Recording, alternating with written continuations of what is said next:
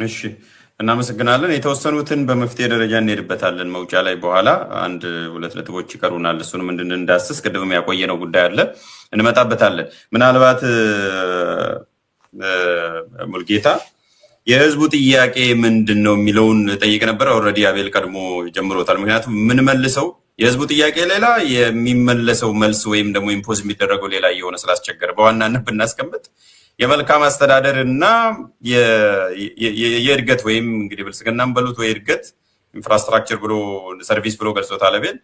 እነኚህ ጥያቄዎች ናቸው የማህበረሰቡ ኦፍኮርስ የትኛውም ግን በዋናነት ድሬዳዋ ህዝብ አሁን መጀመሪያ ላይ እንዳስቀመጥ ነው የአብሮ መኖሩን የምታስተምረው አይደለም።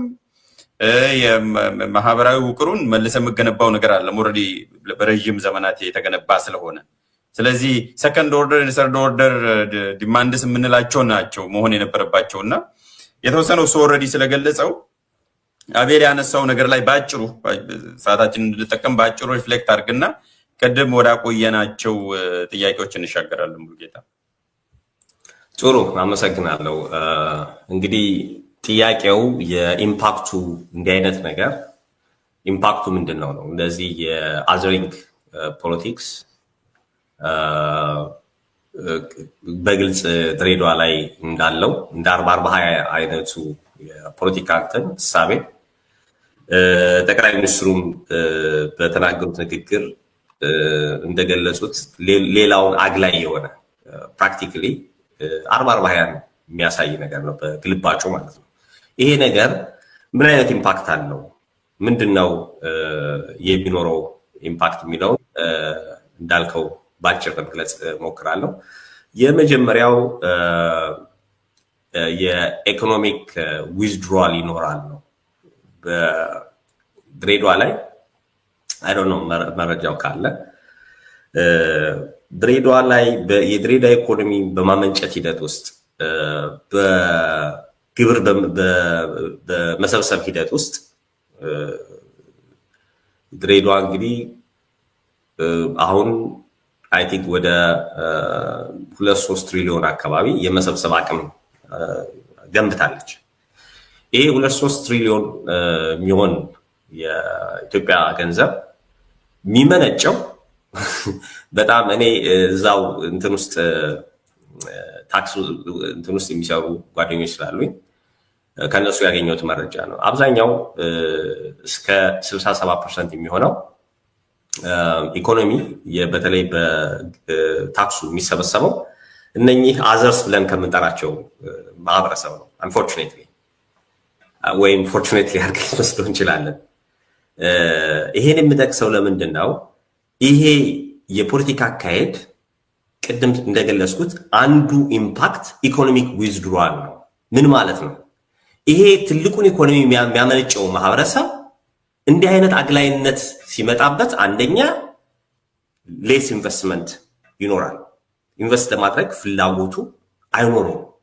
ቢካዝ ፕሮቴክሽን የለውም። ገንዘቡን ኢንቨስት ለማድረግ ፕሮቴክሽን ስለማይኖረው ዊዝድሮ ማድረግ ይጀምራል ማለት ነው ከኢኮኖሚ። ሁለተኛው ማይግሬሽን ነው። አብዛኛው አሁን ድሬዳዋ ላይ አብዛኛው ብዬ የገለጽኩት ትክክል አይደለም፣ ግን በጣም ብዙ ሰው ቁጥሩ የማይናቅ ሰው ከድሬዳዋ ወደ ሌሎች ከተሞች ወደ አዳማ ወደ አዲስ አበባ ማይግሬት እያደረገ ማይግሬት ሲያደርግ ኢኮኖሚውን ነው ይዞ የሚሄደው። እነኚህ ሰዎች በአብዛኛው ነጋዴዎች ናቸው። በአብዛኛው በሆቴል ስራ ላይ በተለያዩ ሰርቪሶች ላይ የተሰማሩ ሰዎች ናቸው። እነኚህ ሰዎች ከድሬዳዋ እየወጡ ወደ ሌሎች ደህንነት ወደሚሰማባቸው ከተሞች ማይግሬት እያደረጉ ነው። ስለዚህ የመጀመሪያው ኢምፓክት አንዱ ኢምፓክት እያንዳንዱ ሰው ይሄን የሚያዳምጥ ሰው መንግስትም ያስተዳደሩ ሰዎች እኔ አስተዳደሩ ላይ አሁን ያለው ሰው ቢያንስ አሁን ያለው አስተዳደር የድሬዳዋ ልጆች ናቸው 80-90% የሚሆነው አም ሃፒ የድሬዳዋን እሴት ባህል የሚያውቁ ልጆች ናቸው። ነገር ግን አሁን ባለው የፖለቲካ ሂደት ውስጥ ማተኮር የሚገባቸው ነገር ማሰብ ሊያጠኑት የሚገባው ነገር መናገር የምፈልገው እንዲህ አይነት ኢምፓክት ያመጣል። ኢኮኖሚክ ዊዝድሮዋል የሚባለውን ነገር ያመጣል። እየሆነም ነው ያለው። አሁን አንዱ ኢምፓክት ነጋዴዎች፣ ባለሀብቶች፣ ኢንቨስተሮች ከድሬዳዋ ወጥተው ወደ ሌላ አካባቢ ደህንነት ወደሚሰማቸው አካባቢ እየሄዱ ነው። ይሄ አንዱ ኢምፓክት ነው። ነገ ከነገ ወዲያ ትልቅ አሉታዊ ተጽዕኖ ሊያሳድር የሚችል ኢምፓክት ነው። ልናስብበት የሚገባ ጉዳይ እንደሆነ መናገር ፈልጋለሁ። ሁለተኛው የፖለቲካል አንገር ወይም ኤፔቲ ብለን የምንጠራው ኦኬ፣ ይሄ ፖለቲካል አንገር በተለያየ አይነት መንገድ ሊገለጽ ይችላል። ቅድም አቤት ሲናገር ነበረ። አንደኛው በራዲካላይዜሽን ሊፈጠር ይችላል። በነገራችን ላይ አሁን የማውቀውን የምናገረው ነገር አሁን ኢትዮጵያ ውስጥ ባሉ የተለያየ የትጥቅ ትግል በሚያካሄዱ እንትኖች ውስጥ የድሬዳዋ ልጆች የገቡ ብዙ አሉ። ፋኖ ላይ በጣም ብዙ ሰዎች የገቡ አሉ። ምናቃቸው የሚታወቁ በከተማ ውስጥ ፋኖ ውስጥ የገቡ አሉ። ራዲካላይዜሽን እኔ ጦርነትን አልደግፍም በግሌ ማለት ነው። ግን ፖለቲካል አንገር የምንለው ፖለቲካል ኤፐቲ ብለን ምንጠራውን ኢምፓክት የሚያመጣው የሚፈጸመው የሚተገበረው የፖለቲካ አስተሳሰብ አመለካከት ነው። 40/20 አንዱ ራዲካላይዜሽን ይፈጥሯል ድሬዳዋ ላይ አክን ሰይዛት። ሁለተኛው ቶታል ዲስኢንጌጅመንት ነው። ፖለቲካሊ እንዲህ አይነቱ ማህበረሰብ ቶታሊ ዲስኢንጌጅ ይሆናል ከፖለቲካው ላይ ማለት ነው። አይመርጥም፣ አይመረጥም። ሲጀመር የመመረጥ እድል የለውም ድሬዳዋ ላይ በመሰረቱ አንድ ሰው ለመመረጥ እድል የሚባል ነገር የለውም። መምረጥ እድል ነው ያለው። የመምረጥ እድል ላይም ዲስኢንጌጅ ሊያደርግ ይችላል ቶታሊ። ይሄ ኢምፓክት የሌለው ይመስለን ይሆናል። በጣም ትልቅ ኢምፓክት አለ። ዲሞክራቲዜሽን ላይ ኢንተረስቱ ካለ ፍላጎቱ ካለ ትልቅ ኢምፓክት አለ።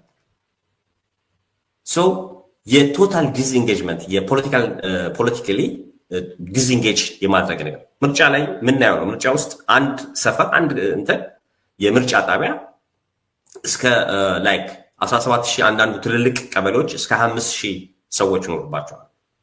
እኔ በማውቀው ዳታ መሰረት ማለት ነው። ምርጫ ላይ ኢንቮልቭ የሚያደርገውና ስትመለከቱት የምርጫ እንትን ላይ ሄዳችሁ ብትመለከቱ እኔ ፎቶ አንስተው ምናምን ስለሚልኩልኝ ፖለቲካ ላይ ኢንቮልቭ የሚያደርገው ቁጥር 25,000 ያለው ማህበረሰብ ውስጥ 3,000 2,500 ነው ፓርቲሲፔት የሚያደርገው። ይሄ በግልጽ የሚያሳየው ነገር ሰው ቶታሊ ዲስኢንጌጅ እያደረገ እንደሆነ ፖለቲካው ላይ ያሳየናል። ሌላው ሶሻል ፍራግመንቴሽን ቅድም በተወሰነ መልኩ ሲገለጽ ነበር። ሶሻል ፍራግመንቴሽን ሊያመጣ ይችላል።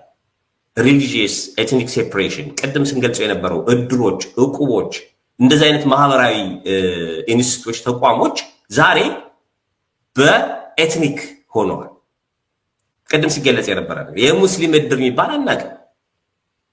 የክርስቲያን እድር የሚባል አናውቅም። እከሌ የሚባል ብሔር እድር የሚባል አናውቅም። ዛሬ የኦሮሞ እድር አለ፣ የአማራ እድር አለ። እንዲሁም አንዳንዶቹ በአካባቢ በሰፈራቸው ሁሉ በነገራችን ላይ የጎጃም የወለጋ እድር የሚባል አውቃለሁ።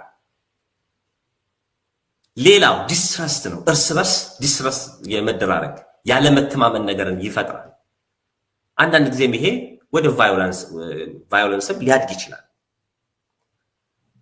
ይሄ የፖለቲካል ዲስኢንቴግሬሽን እንደና 40/20 አይነቱ አሁን በህብረተሰቡ ላይ የተጫነው አሳሰብ በአጠቃላይ እነዚህን ሶስት ነገሮች ላይ ኢኮኖሚው ላይ፣ ፖለቲካው ላይ እና ሶሻል ማህበራዊ ኑሮው ላይ እንዲህ አይነት ተጽዕኖችን እንዳሳደረ መመልከት እንችላለን እና ይሄን ነው መግለጽ የምፈልገው። አይ ዶንት ኖ ምን ዋጋ አስከፍሎናል የሚል ነበር መጀመሪያ የጠየቁት ጥያቄ። ስለዚህ ወደ ሌላው እንሄዳለን። ዋጋ አስከፍሎናል። አንድ እንዳውም አንተ የዛሬ 3 ዓመት የጻፍከው በእውነትም የሆነ ጉዳይ አለ። ቁልቢ ገብርኤል በመጣ ቁጥር የሚታዩ ነገሮች ማን ነው መንገድ ዳር ሆኖ ውሃ የሚሰጠው፣ ማን ነው ምግብ የሚሰጠው የሚለው ይሄ ዝም ብሎ ለፎቶ አሁን የሚደረገው ሳይሆን ለፎቶ አፕ ሳይሆን ድሮም ማህበረሰቡ ግራና ቀኝ ለሚመጣው ለየትኛውም እንግዳ እንግዲህ በዓሉ የክርስቲያን ወይም ኦርቶዶክስ በዓል ነው ይታወቃል። ግን ሙስሊሞቹም የከተማው ማህበረሰብ ከግራና ከቀኝ ወጥቶ ውሃ ይዞ ለደከመው ማህበረሰብ ውሃ፣ ዳቦ፣ ሌላ ነገር የሚያቀርብበት የሚያቀበልበት ነው። ሌላው ዘርዘር ያለው ማህበራዊ እሴቱ እንደተጠበቀው ነው። በእግር እንሄዳለን ቁልቢ። ከዛ ግራና ቀኝ የት ነው የምታድረው?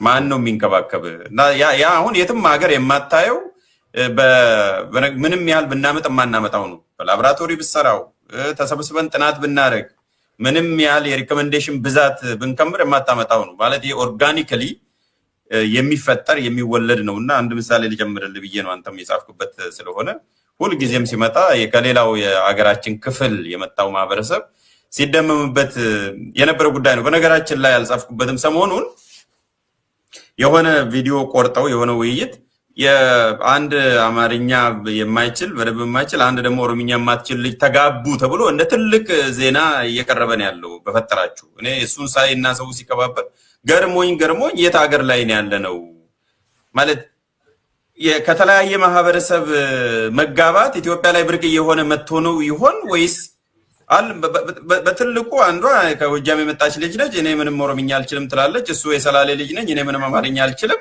እና ፍቅራችን ያስቀናል አይገርምም ወይ ለኢትዮጵያ ሞዴል ይሆናል ብለው ሚዲያ ላይ አቀርበው ደግሞ የማውቀው ልጅ ነው ባልደረባችን የነበረ ሰው ነው የሚያወያየው። እና ይሄንን ያመጣሁት ለእንትኑ ነው አሁን ለምናወራው በጣም ስለሚጠቅም ነው ያመጣሁት።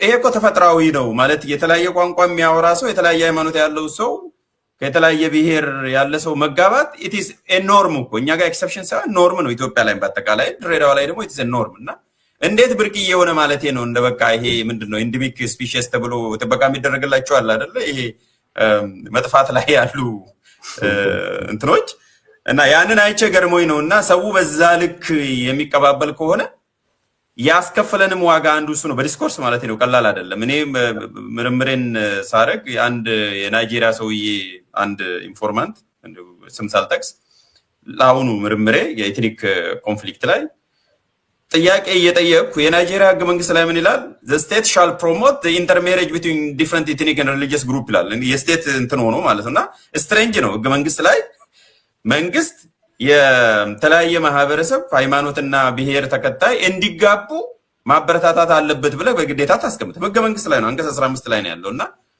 እሱን እየጠየቅኩት ከዛ አንድ ሲመልስልኝ የገረመኝ I mean the positive thing is that the intermarriage has become so common እሱ የተጠቀመው ነው በእንግሊዝኛ ከብሔር ዘለል የተለያየ ብሔርና ሃይማኖት መጋባት አሁን ባለው ትውልድ ናይጄሪያ ላይ በጣም የተለመደ ሆነ አለኝ። ሶ ምንድነው የሚያስደንቀው ብዬ ጠየቅኩት እኔ because it was not the case አለኝ። በድሮ በነበረው ጊዜ ሰው ከተለያየ ሃይማኖትና ብሔር ስለማይጋባ አሁን ያለው ትውልድ ግን ይጋባል እና አሁን እሱን እንደ ፖዚቲቭ ነገር ነው የማየው ብሎ ነገረኝና ያ የናይጄሪያን ታሪክ አመጣልኝ። አሁን ሰሞኑን ሰዎች ሁለት የተለያየ ቋንቋ የሚናገሩ ሰዎች ቋንቋ ሳይገድባቸው ተጋብተው ኢትዮጵያ የሆነው ተገኙ የሚል ዜና ስለሰማው ነውና ያንንም ለመጨመር ያህል ነው ለሁለታችሁ። ኤኒዌይስ ሪፍሌክት ማድረግ ከፈለጋችሁ ሪፍሌክት አድርጉ። እንደ መሸጋገሪያ ግን አንድ ሌላ ያቆየነው ርዕስና መውጫ ስላለ ወደዛ እንሄዳለን። ግን ሪፍሌክት ማድረግ ከፈለጋችሁ ባጭሩ አቤል አንተም ሙልጌታም ባጭሩ በአንዳንድ ደቂቃ ወስዳችሁ ሪፍሌክት በዚህ ጉዳይ ላይ አድርጉና ወደሚቀጥለው እንሻገራለን። እንዳልከው ነው ድሬዳዋ ላይ ይሄ እንትን አይደለም። በእያንዳንዳችን ጋር እኔ ወንድሞች አሉኝ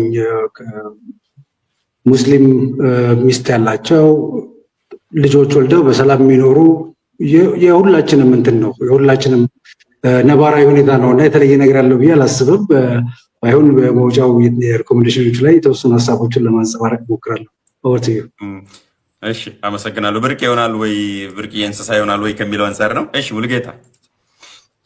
እኔም ተመሳሳይ ነው። አክቹዋሊ ለእኛ በተለይ ደግሞ ብዙ ብርቅ አይደለም በፍጹም እና እንዲያውም ለእኛ ብርቅ የሚሆነው ይሄው ቅድም አንተ ያልከው ነገር ነው። ሰው ሲገረም በዚህ ጉዳይ ላይ ሲገረም ማየት እሱ ነው የሚገርመን ለእኛ። ብርቅ እንዲሆን ግን አልተደረገም ዲስኮርሱ። እሱን ግን ያመላክተናል በሀገር ደረጃ። አዎ ላይክ እንግዲህ እንደሱ አይነት እንትኖች ምንድነው አንድምታ ሊኖረው ይችላል። ደግሞም ትክክል ነው። ኦፍኮርስ አሁን ከድሬዳዋ በዛ ሌብል ደርሷል ወይ የሚለውን ጥያቄ ባደርግም ግን ሌሎች አካባቢ ላይ ከምናየው አንፃር ትክክል ሊሆን ይችላል።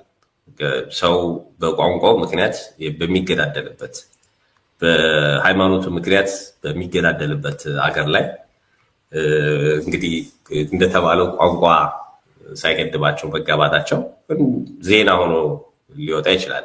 ይሄ ነው እንግዲህ አንዱ ምን አይነት ጫፍ ላይ እንዳለን እንደ ሀገር ምን አይነት ጫፍ ላይ ተንጠልጥለን እንዳለን ማሳያ ነው።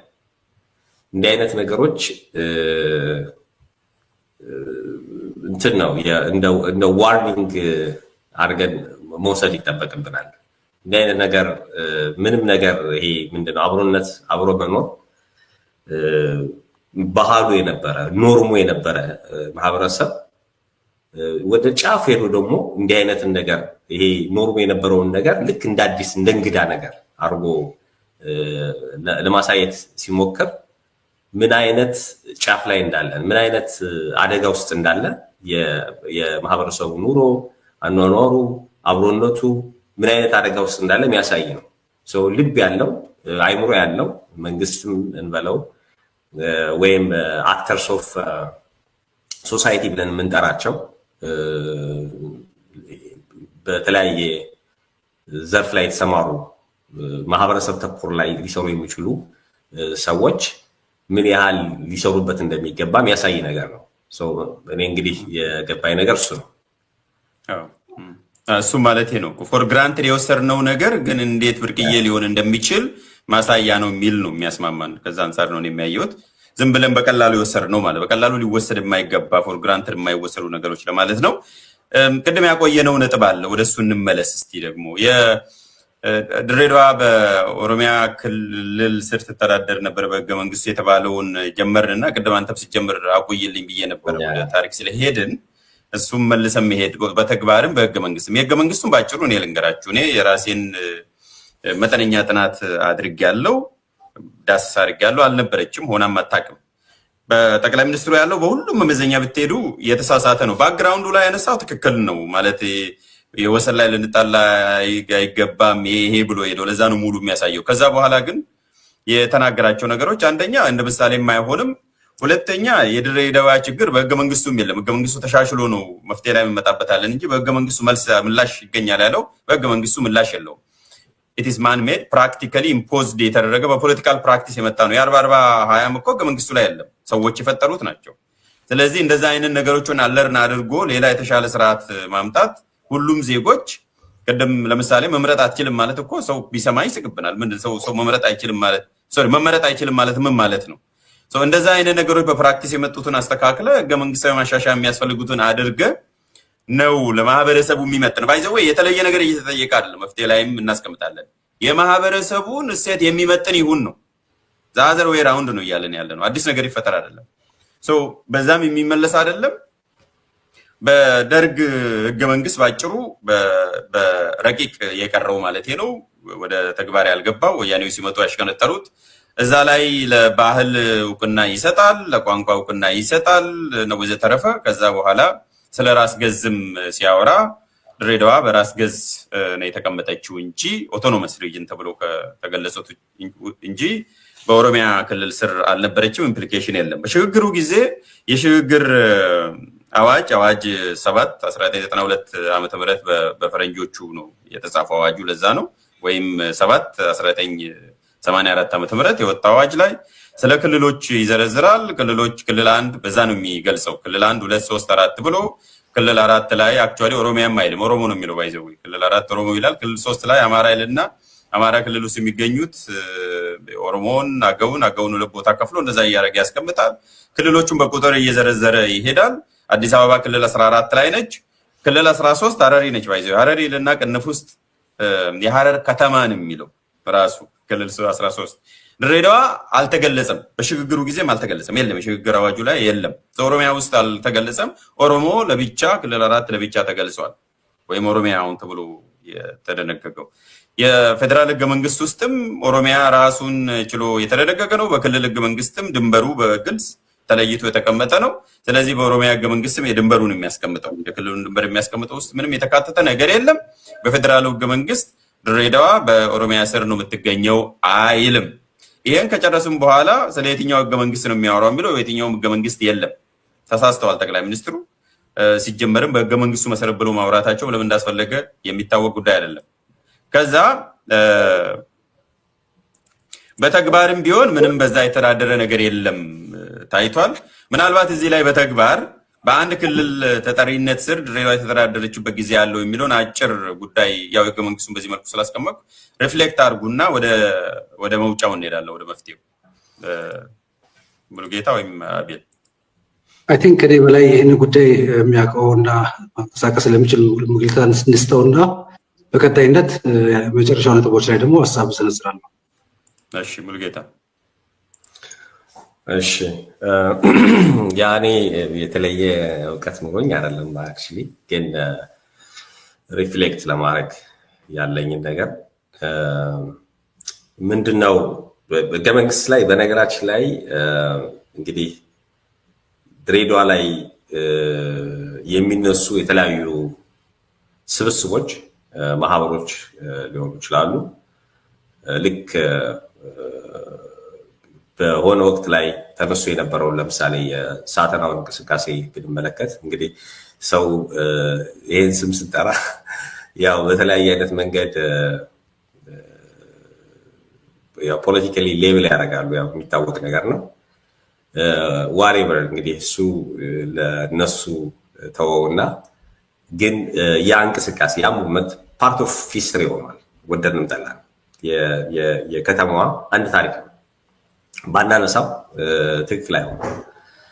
እንቅስቃሴው የነበረው አንዱ ነገር ድሬዳዋ ህገ መንግስታዊ እውቅና ይሰጣት ነው።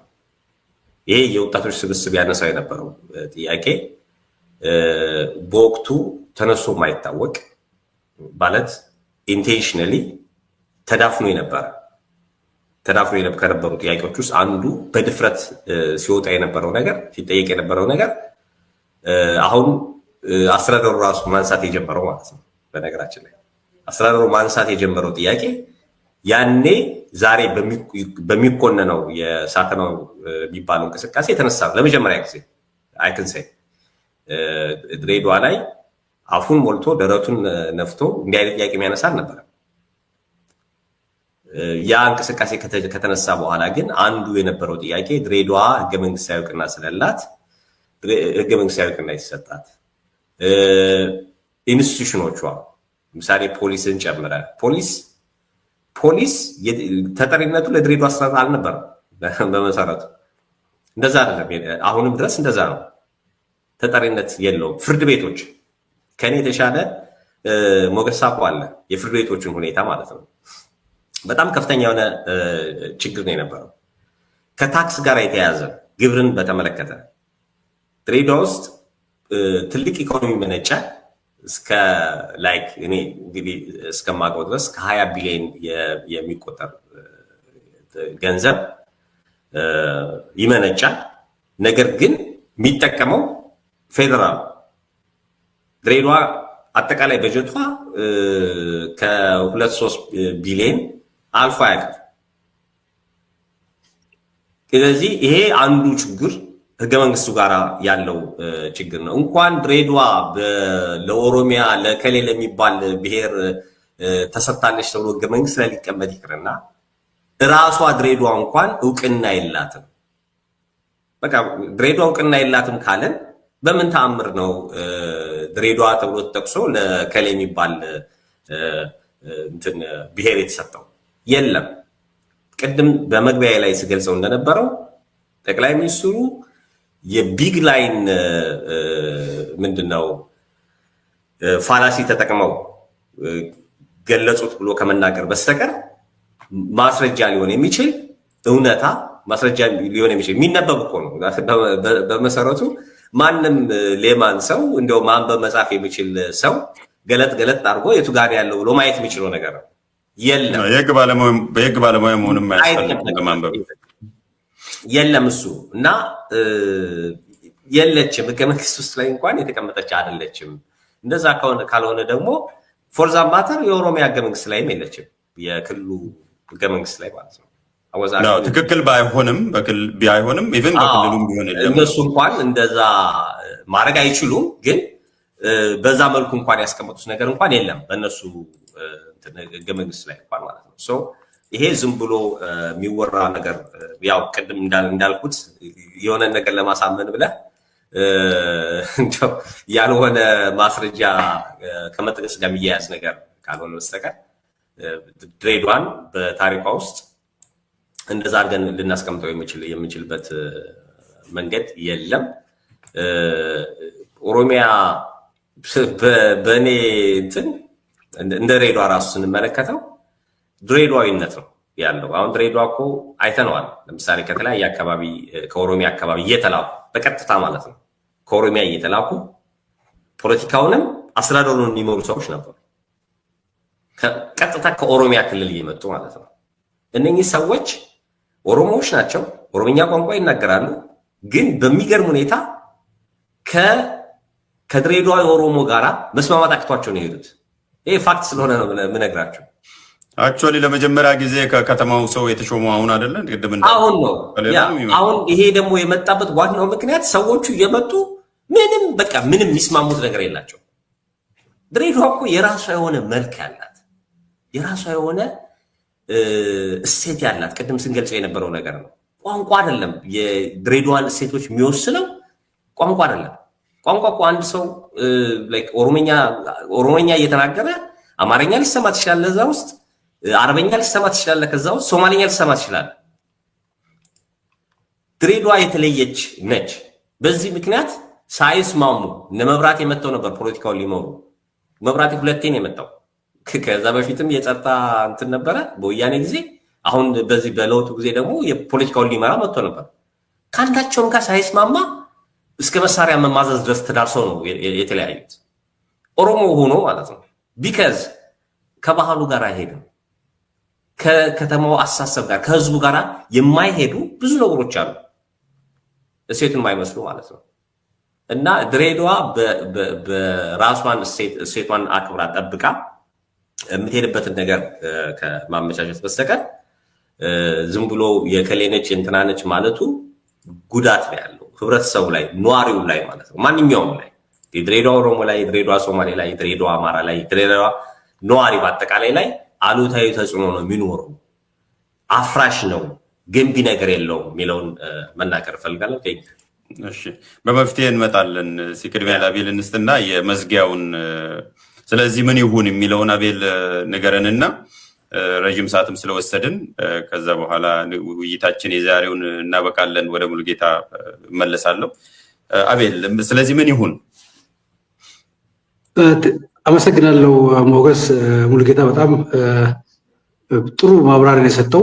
እንደው መፍትሄ ላይ የተወሰኑ ሀሳቦችን ለማንሳት ምናልባትም የዚህ ሁሉ መነጋገራችን ወደኋላ ለመመለስ ሳይሆን ወደፊት ለመራመድ ነውና እዚህ ላይ ይጠቅማሉ ብላቸው የተወሰኑ መፍትሄዎች ሀሳቦችን ላንጸባርቅና ምናልባት ቢያንስ ለእኛ የሀሳብ ግባት ይሆናሉ ብዬ የማስባቸው ነገሮች ላንሳ። የመጀመሪያው ብዬ የማስበው የመልካም አስተዳደር ጉዳይ ነው። ድሬዳዋ ላይ ከነበረችበት ወደኋላ የተመለስንበት ወይም ደግሞ ባለንበት እየረገጥን ያለንበት ሁኔታ ከመልካም አስተዳደር ጋር የተገናኘ ይመስለኛል። እነዚህ የመልካም አስተዳደር ጉዳዮችን በአግባቡ ፈቶ ለህብረተሰቡ ራሱን የሚወክል ራሱን የሚመጥን የራሱን ፍላጎት ከፍ አድርጎ ሊያንጸባርቅለት የሚችል የራስ አስተዳደር ሁኔታዎች መመቻቸት ቢችሉ ጥሩ መፍትሄዎችን ያቀርባሉ ብዬ አስባለሁ። እነዚህ ስርዓቶች አለመኖር ብዙ ዴፊሲቶችን አምጥተዋል። የምናውቃቸው ችግሮች ደግሞ የዛ ውጤቶች ናቸው። ከዚህ ጋር በተያያዘ አብሮ የሚነሳው ቅድምም ላይ እንደገለጸው የክላሪቲ ነው የሚያስፈልገው። ሊጋል ክላሪቲ ፕራክቲካል ኮስት ነው እያስከፈላት ያለው እችን ሀገር፣ እችን ከተማ፣ ይህን ህብረተሰብ ከድሮ እስካሁን ድረስ ድሬዳዋ ላይ ያለው የህግ ማዕቀፍ በህገ መንግስቱም ከዛ ቀጥሎም ባሉት አሰራሮች አለመኖራቸው ራሱን የቻለ ትልቅ ክፍተት የፈጠረበት ሁኔታ ነው ያለው። ጥያቄውንም ራስን የማስተዳደር ህብረተሰቡን የመወከል ለህብረተሰቡ በጎ ልማትና በጎነት ከመስራት ይልቅ በተወሰኑ ክልሎች ላይ የመበጣጠስ ሂደት የተሰባረቀ ይገኛል። ይሄ በዋነኛነት ህብረተሰቡን ዋጋ ከመስጠት ያነሰ ወይም ደግሞ የህብረተሰቡን ሉዓላዊነት እና አብሮነት የሚሸረሽር አካሄድ ከመሆኑ አኳያ ህብረተሰቡን ያማከለ ህብረተሰቡን እንደ አንድ ማህበረሰብ እንዲኖር አስቻይ ሁኔታዎችን ከመፍጠርና መፍትሄ ሁኔታዎችን ከማመቻት አኳያ ሊጋል ክላሪቲ ከህገ መንግስቱ ይሄ ነገር መሆን ያለበት በጣም ረጅም ጊዜ ወስዷል። በአሁኑ ሰዓትም ደግሞ ያሉ ኦፖርቹኒቲዎች አሉ። ምናልባትም ይሄ ብሔራዊ ምክክር መድረኩም የሚያነሳው ነገር ካለ ይህንን ነገር ሲሪየስ ሊወስዱ ስታንዳሎንም በሆነ መልኩ ሊወሰድበትን ሊታሰብበት ነው ይገባል ብዬ አስባለሁ። ከዚህ ጋር በተገናኘ ድሬዳዋ ላይ ተስፋ እንዳልቆርጥ የሚያደርገኝ ምንድነው? ልክ እንደኛ ሁሉም ማህበረሰብ በድሬዳዋ ላይ አብሮነቱና የበጎነቱን የሚፈልገው ሆኖ ስለሚታየኝ እነዚህን በጎነቶች አብሮነቶች የሚያበለጽጉ ስራዎችን መስራት በተለይም ደግሞ ኢኮኖሚካሊ ህብረተሰቡ ሰርቶ እንዲለወጥ ማድረግ አልባሌ በሆኑ አስተሳሰቦች ከመወሰድ ከመገፋት ያድነዋል ብዬ አስባለሁ። በተለይ ደግሞ ወጣቱን ያማከለ ሰፋ ያለ ስራ ዕድል መፍጠር ቢቻል ትልልቅ ሴክተሮች ኦፖርቹኒቲዎች አሉ። ድሬዳዋ በአሁኑ ሰዓት ሁል ጊዜ ካላትም በላይ በንግድና በጎረቤትም ሀገር ሆነ በተለያዩ የዘርፎች ሰርቪሱን ጨምሮ ብዙ ፖቴንሻል እና ፊውቸር ያላት ከተማ ነች። ኢንክሉዲንግ ማይኒንግ ሴክተር እነዚህን ሴክተሮች አበልጽጎ ለህብረተሰቡ ተጠቃሚ የሚያደርግበትና ወደ ፕሮዳክቲቭ ፎርስ የሚቀየርበትን መንገዶች ማብዛትና ማስፋቱ ጥሩ መደላደል ይፈጥራል ብዬ አስባለሁ ለድሬዳዋ መጻኢ ጊዜ። ከዚህ ጋር በተያያዘ መቅረትም ያለባቸው ነገሮች ብዬ የማስባቸው ከተለያዩ አካላት በሀገሪቷም ባሉ በሚያስተዳድሩትም ሆነ በተለያዩ ወገኖች ሊከፋፍሉ ህብረተሰቡን ሊበትኑ ወደኋላ ሊያስቀሩ የሚችሉ ትንኮሳዎችና አንዳንድ አልባሌ ድርጊቶች መቅረትና ይህንንም ደግሞ የማስፈን ኃላፊነቱን በዋነኛነት መንግስት ከመውሰዱ አኳያ መንግስት በጥብቅ እነዚህ ነገሮች ተከታትሎ ማስቀረቱ ተጠያቂነት ደግሞ መምጣት ባለባቸው ሁኔታዎች ላይ ተጠያቂነትን ማስፈን አንድ ትልቅ መፍትሄ ነው ብዬ አስባለሁ። ከተጠያቂነቱም ባለፈ ይሄ ዲስከሽን እንደ ሌሎቹ ማንኛውም ሀገሩ እንደሚወድ ከተማውን እንደሚወድ ያደገበትን የሚኖርበት ማህበረሰብ እንደሚወድ የህብረተሰብ አካል ሁላችንም የሚመለከተንን አካላቶች የቻልነውን ያህል ሀሳብ ብናንጸባርቅ መፍትሄውን ለይቶ ከማወቅ አኳያ መፍትሄውንም ፕሮፖዝ ከማድረግ አኳያ በሀገር ውስጥም ሀገር ውስጥም ያሉ ሰዎች ይህን ዲስከሽን ደግሞ በቀጣይነት የሚቀጥሉት ሞገስንም በጣም ነው የማመሰግነው። ይህንን የመሰለ ከብሔርተኝነት ከፖለቲካ ወገንተኝነት የራቀ ኢንፎርምድ የሆነ ዲስከሽን ፓዮኒሪንግ ዲስከሽን ፕላትፎርም ከመፍጠሩ አኳያ ይህንንም ደግሞ ቀጥሎ ማየቱ አንድ ምኞትም ነው ከኔ እንደ መፍትሄ የሚሆናል ብዬ የማስበው። ለምን በዋነኛነት የጉዳዩ ባለቤት ሌላው ህብረተሰብ ክፍል ሳይሆን እዛው ያለው ማህበረሰብ ከመሆኑ አኳያ ያ ማህበረሰብ የኔ ጉዳይ ነው ይመለከተኛል፣ ችግሬን ለይቼ መፍትሄንም እጠቁማለሁ ቢል ጥሩ ፕሮግረስ እናያለን ብዬ አስባለሁ። አመሰግናለሁ። እናንተ ለመስማት ደግሞ ፈቃደኛ ነኝ። እሺ፣ በጣም እናመሰግናለን ሙሉጌታ። አንተም ታዲያስ ምን ይደረግ የሚለውን ያው ዛሬ አንጨርስም፣ ግን ለዛሬ በሚመጥን መልኩ ምን ይደረግ የሚለውን መልእክት አስተላልፍልንና በዛ እናበቃለን። ያ አመሰግናለሁ ሞገስ። እንግዲህ እኛ እንደ ድሬዳዋ ልጅ ከዛ ላይ ደግሞ በድሬዳዋ ጉዳይ ላይ አዎንታዊ አስተዋጽኦ ሊያደርግ እንደሚፈልግ ዜጋ እንደዛ ማድረግ እንደሚፈልግ የከተማው ተወላጅ ኮንስትራክቲቭ የሆነ ሊጠቅም የሚችል ሀሳቦችን በሰንዘር ግድ ይላል። መቼም እስካሁን ብዙ ችግሮችን አወራን። ከዛ ደግሞ መፍትሄውስ ምንድነው መሆን ያለበት የሚለውን ነገር ማንሳት ተገቢ ነገር ነው። መጀመሪያው ነገር በእውነት ለዚህ ውይይት መነሻ የሆነን ጠቅላይ ሚኒስትሩ ስለሆኑ ጠቅላይ ሚኒስትሩ እንዲህ አይነት ነገሮችን ለድሬዳዋ ብቻ አይደለም፣ ለድሬዳዋ ብቻ ሳይሆን ለሌላውም አካባቢ ቢሆን አንድን ነገር የሆነ ከመናገር በፊት ደጋግሞ ማሰብ፣ ይቅርታ እንግዲህ ለእንትኑ ለንግግሩ ትንሽ ላይቭ የሆነ ነገር ስለሆነ ኤዲት ማድረግ ምናምን ሊቸግር ይችል ይሆናል። ግን አንዳንድ ኢሹዎች በጣም ከባድ ናቸው። ይሄ ፖለቲካል ኮሬክትነስ የሚያስፈልገው እዚህ ላይ ነው። አስቦ ሊያመጣ የሚችለውን ኢምፓክት ገምቶ ህዝብን እንደ ህዝብ የሚያገል ነገር። እኔ እንግዲህ ጠቅላይ ሚኒስትሩ ብዙ ጊዜ ሲናገሩ ስለ ፍቅር ነው፣ ብዙ ነገር ነው ሲናገሩ ምንሰማው። በዛ ተቃራኒ የሆነ ነገር መናገር ተገቢ አይደለም።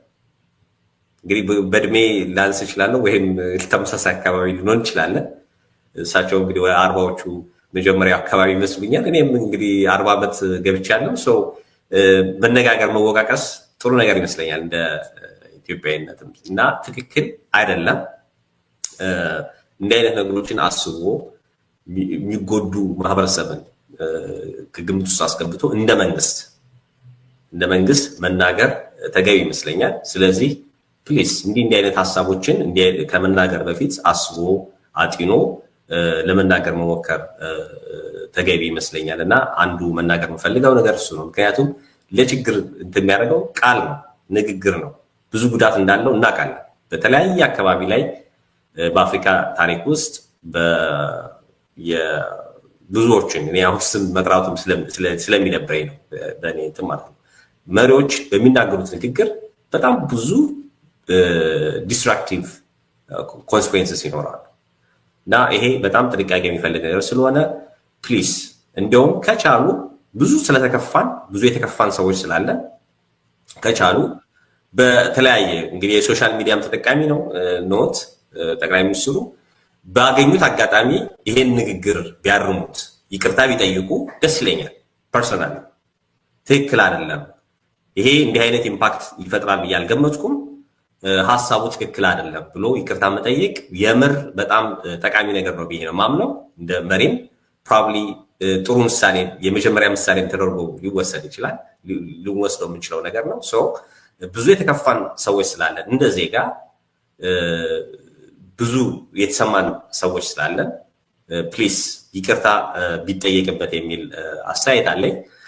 ሌላው እንደ ከተማ መሰራት የሚገባው ነገር የመጀመሪያው መናገር የምፈልገው ሸርድ ሲቪክ አይደንቲቲን ማጠናከር። እነዚህ የሸርድ ሲቪክ አይደንቲቲ ብለን የምንጠራቸው ነገሮች ምንድን ናቸው? በየትምህርት ቤቱ በሎካል ሚዲያዎቹ በተለያዩ የባህል ኢቨንቶች ላይ አብሮነትን የሚያጎላ ነገር አሁን አደጋ የሆነውን የአብሮነትን ችግር ሊያርም የሚችሉ የተለያዩ ስራዎችን የተለያዩ የሸርድ የሆኑ ሲቪክ አይዴንቲቲዎች እንዲስፋፉ እንዲያድጉ ማድረግ ያስፈልጋል። እንደ ከተማ እንደ ትንሽ ነገር አትዩት። በዚህ ጊዜ ያላችሁን እግዚአብሔር የሰጣችሁን ጊዜ ተጠቅማችሁ ድሬዳዋ አብሮነቷ የድሬዳዋ እሴቷ የበለጠ ማድረግ መስፋት እንዲችል ሸርድ ሲቪክ አይደንቲቲ ላይ ትኩረት አድርጎ መስራት ያስፈልጋል እንደ መፍትሄ። ሁለተኛ ኢንክሉዥን የምንለውን ነገር ማስፋት አለብን። አሁን የ40-40-20 ምንም ጥቅም የለውም፣ አይተነዋል። ባለፉት እንግዲህ 40-40-20 መተግበር ከጀመረ ጊዜ ጀምሮ ፕሮባብሊ ከ10 ዓመት በላይ ሆኖታል። ኦኬ 40-40-20ዎቹ አሜን 40-40ዎቹ ምንድን ነው የተለየ ጥቅም ያገኙት? ሶማሌና ኦሮሞ ድሬዳዋ ላይ ምንድን ነው በዚህ ምክንያት ያገኘው ጥቅም ምንድን ነው? ምንም ጥቅም የማይሰጥን ነገር ደግሞ መሸከም ትርጉም የለውም። አንድነትን ከመሸርሸር በስተቀር አብሮነትን ከማጥፋት በስተቀር የሚጠቅም ነገር የለውም። ስለዚህ ይሄን አስቦ ኢንክሉዥንን ሊያመጣ በሚችል መልኩ መፈጸም ያስፈልጋል። ለምሳሌ በዚህ ምክንያት ሪክሩትመንት ላይ የስራ ቀጠራ ላይ ይሄ ፖሊሲ ነው እየተገበረ ያለው። በ100% እርግጠኛ ነኝ መናገር የምችለው ማለት ነው። በዚህ ምክንያት የተሰደዱ ከድሬዳዋ የወጡ ብዙ ኤዱኬትድ የሆኑ ሰዎችን አውቃለሁ። እንዲያው ነገር አበዛ እንዳልባል እንጂ ድሬዳዋ በነገራችን ላይ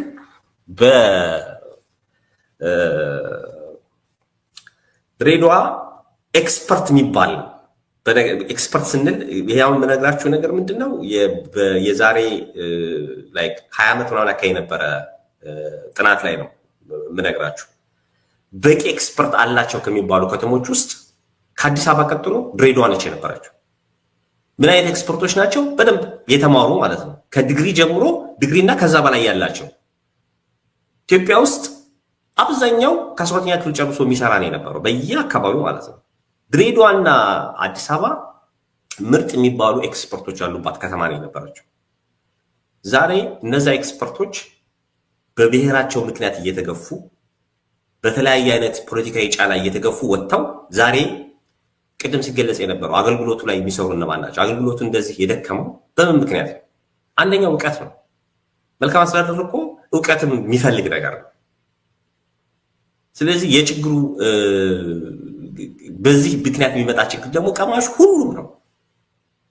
ስለዚህ ቅጥር ላይ ያለውን የ40/40 ጉዳይ ማንሳት ያስፈልጋል።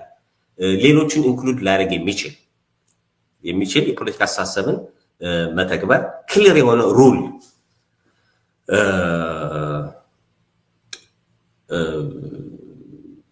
ህጎችን፣ የከተማውን ህጎች አስተካክሎ አብሮነትን፣ የጋራን እሴቶችን የሚያሳድግ እንዲሆን ማድረግ ያስፈልጋል። ይሄ ክሮስ ኤትኒክ ኦርጋናይዜሽኖችን ከብሔር ዘለል የሆኑ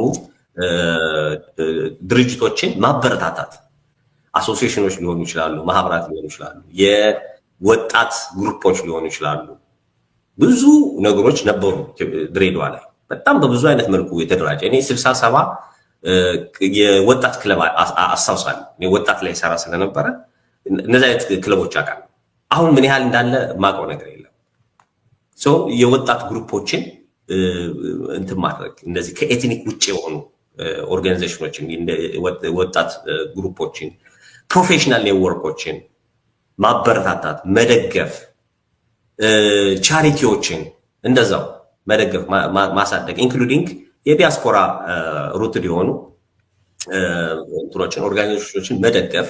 ይሄ እነዚህ ኦርጋናይዜሽኖች ሲጠናከሩ የድሬዳዋን አብሮነት፣ የድሬዳዋን የጋራ እሴቶችን ለማስፋፋት ለማሳደግ እንዲችሉ ያግዛል፣ ይረዳል። እና እሱን ማድረግ። ሌላው እንደ እንትን ማስተላልፈው ነገር ኦኬ፣ ችግሮች አሉ። እነዚህን ችግሮች አድሬስ ማድረግ ቢገባን ግን ከግሪቫንስ ውጭ በሆነ መልኩ ፒስፉሊ ለሌላውም እንግዲህ ለወጣቱም እንዲህ አይነት ስሜት ውስጥ ላለ ሰው ማሳለፍ የምፈልገው ነገር በተቻለ መጠን ሌጋል ግራውንዶችን መሰረት አድርጎ በህግ ሊሆን ይችላል፣ ኮርቶችን በመጠቀም ሊሆን ይችላል። ማድረግ እኮ እንችላለን። የህግ ባለሙያዎች ብዙ አሉ። ለድሬዳዋ የሚቆረቆሩ ሰዎች እንዳሉ አውቃለሁ። ለምንድን ነው አንዳንድ ኬዞችን የመንግስት እንትንንም ጭምር ለምንድነው ወደ ኮርት ማናመጣው? ለምንድነው ማንከራከርበት? አሁን እንዲህ አይነት ከህግ ውጭ የሆኑ ፕራክቲሶች ስንመለከት ወደ ህግ ማምጣት፣ በህግ እንትን እንዲል ቢያንስ ግንዛቤ እንፈጥርበታለን። እንደ ኮርቱ ራሱ እንኳን ነፃ ሆኖ መስራት ባይችል ማለት ነው። ሚዲያዎች መጠቀም ልክ እንዳሁኑ እኛ እያደረግን እንዳለ ነው። ዛሬ ሶሻል ሚዲያው አለ። ትክክል ያልሆኑ ነገሮችን ሚዲያዎችን በመጠቀም ማስተካከል፣ እንዲታረም ማድረግ። ሚዲያን ሶሻል ሚዲያ ላይ በሚጻፍበት በመጻፉ ምክንያት የቀሩ ብዙ ነገሮችን አውቃለሁ፣ መመስከር ይችላል። ብዙ ነገሮችን እግዚአብሔር ይስጣቸው ይሄን ሲጽፉ የነበሩ ሰዎችን በዚህ አጋጣሚ መናገር ፈልጋለሁ፣ ማመስገን ፈልጋለሁ። ከማህበራዊ ችግሮች ጀምሮ፣ ከጽዳት ጀምሮ ሌሎች በመልካም አስተዳደር ደረጃ ያሉ ሌሎች ከኤትኒክ ጋር የተያዙ ችግሮችን አስታውሳለሁ። አሁን አንድ ጊዜ በድሬ ቲዩብ ላይ እየወጣ እንትን እኛንን አክቹዋሊ ወደዛ ጋር እንዲወጣ ያደረግነው የተገነቡ እንትኖች የገበያ ማዕከሎች መጀመሪያ ያ ፈርሶ ሲገነባ ያ እንትን አይ ቲንክ የገንደ ቆሬ ገበያ ይመስለኛል እዛ ጋር የተነሱ ሽንኩርት የሚሸጡ የነበሩ ድንች የሚሸጡ የነበሩ እናቶች ፕሮሚስ ተገብቶላቸው ነበር። በቃ ተመልሳችሁ እዚህ ጋር ነው የምትይዙት፣ ይሄ መደባችሁ አይወሰድም ተብሎ ፕሮሚስ ተገብቶላቸው ነበር። ልክ ተገንብቶ ካለቀ በኋላ ግን 40 ያለ መተግበር መጡ ጀመሩ። በሶሻል ሚዲያው ጩኸት በሚዲያው ጩኸት ኢንክሉዲንግ የዩቲዩብ ላይ በመውጣቱ ምክንያት ኢሚዲየትሊ ነው የቆመው።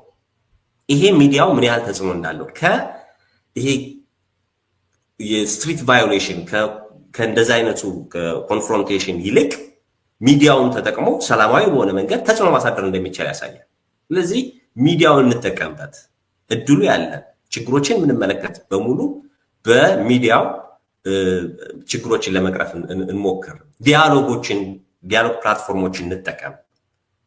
ድሬዳዋ ላይ ያሉ ፕላትፎርሞችን ተጠቅሞ ህጋዊ በሆነ መንገድ ሰላማዊ በሆነ መንገድ እንደዚህ የድሬዳዋን እሴት ሊያበላሹ የሚችሉ ሊያጠፉ የሚችሉ ነገሮችን እንከላከል፣ በጋራ እናስተካክለው። ይሄ በጣም መሰረታዊ እንትኔ ነው፣ ሪከመንድ ማድረገው መፍትሄ ነው። ከዛ ውጪ የድሬዳዋ ኦሮሞ፣ የድሬዳዋ ሶማሌ በኤትኒክ በተመሰረተ ነገር ልጆቻችንን ትምህርት ቤት መላክ አንችልም።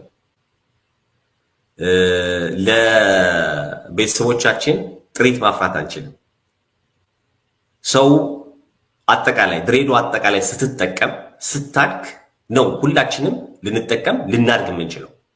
ድሬዳዋ እንደ ድሬዳዋ እሴቶቿን ጠብቃ ባህሏን ጠብቃ አብሮነታችንን ጠብቀን ማደግ ካልቻለን በተናጠል ብሔርን መሰረት ባደረገ መልኩ የትም መሄድ አንችልም። ዛሬ ዘመኑ የ21ኛው መቶ ክፍለ ዘመን ነው።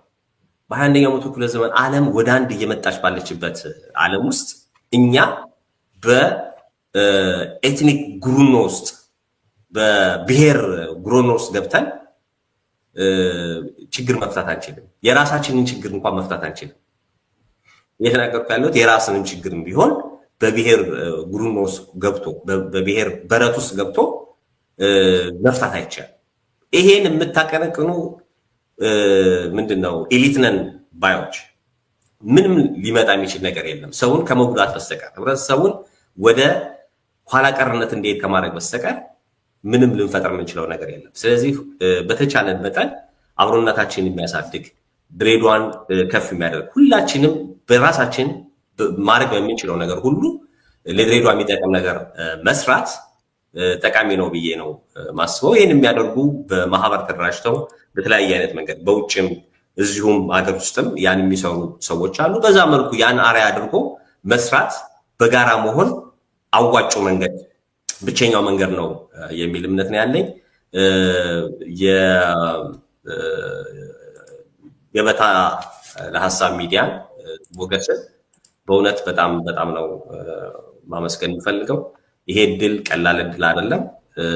ድምፅን ማሰማት ለተገለሉ ሰዎች ድምፅ መሆን መቻል ቀላል አይደለም፣ ትልቅ ስራ ነው። የሚዲያም አንዱ ዓላማ እሱ ይመስለኛል። አንተም በግልህ ካለህ የትምህርት ባክግራውንድም ኤክስፒሪየንስም አንጻር እንዲህ አይነት ነገሮችን የምታልፍ አይነት ሰው እንዳልሆንክ አውቃለሁ። ይሄን እድል ስለሰጠህን ይሄን እድል ስለፈጠርክ የምር ማመስገን እፈልጋለሁ። ቴንክ ዩ፣ አመሰግናለሁ። እሺ እኔም በጣም አመሰግናችኋለሁ ሁላችሁንም። ከአደራ ጋርም ነው የምቀበለው መጨረሻ ላይ የተናገርከው እያንዳንዳችን የግልም የጋራም ኃላፊነት ነው። በሀገራችን አካባቢያችን ከእያንዳንዳችን ከግለሰብም ተነስቶ የተሻለ ነገር ቢኖር ለተሻለ ነገር መስራትና መመኘት እያንዳንዱ ዜጋ ኃላፊነት ነው። ዛሬ የተናገርነውን ቅድም እንዳልከው እንደ አንድ ዜጋ ነው እና ያን ከግንዛቤ ማስገባት ነው። ግን ጉዳዩ ከድሬዳዋ ጋር የተያያዘ ስለሆነ አንድ ደግሞ ከድሬዳዋ የወጣ ሰው እና ድሬዳዋን ምንነትም ማንነትም የሚያውቁ ሰው እንዲህ አይነት ነገሮች ዝም ብለው እንዲያልፉ ስለማይፈቅድና ስለሚያም ደግሞ ያንን ማከም ስለሚያስፈልግ ነው። ለወደፊቱም ቢሆን ይህን ውይይት በፓናል መልክ በክፍል 2፣ 3፣ 4 አድርገን እንቀጥላለን። ልዩ ጉዳዮችም ሲኖሩ የምንነጋገር ይሆናል። በእውነቱ እኛም ቢሆን መስራት ባለበት ልክ አልሰራንም፣ መሸጥ ባለበት ልክም ማህበራዊ እሴትም አልሸጥንም። ያንን እንግዲህ ወደፊት በጥራትም በስፋትም የምንመለስበት ይሆናል። ለዛሬው የነበረን ውይይት ከጠቅላይ ሚኒስትሩ ስለ ድሬዳዋ ከዛሬ 3 ሳምንት በፊት በተናገሩት መነሻ አድርገን በርካታ ነገሮችን ዳሰናል። እንግዶቻችን አቶ ሙሉጌታ ብሩና አቤል ቸርነት ናቸው። ለዛሬው የነበረን ውይይት ይህንን ይመስላል። በዚህ ፈጽመናል። ቸር ሰንብቱ።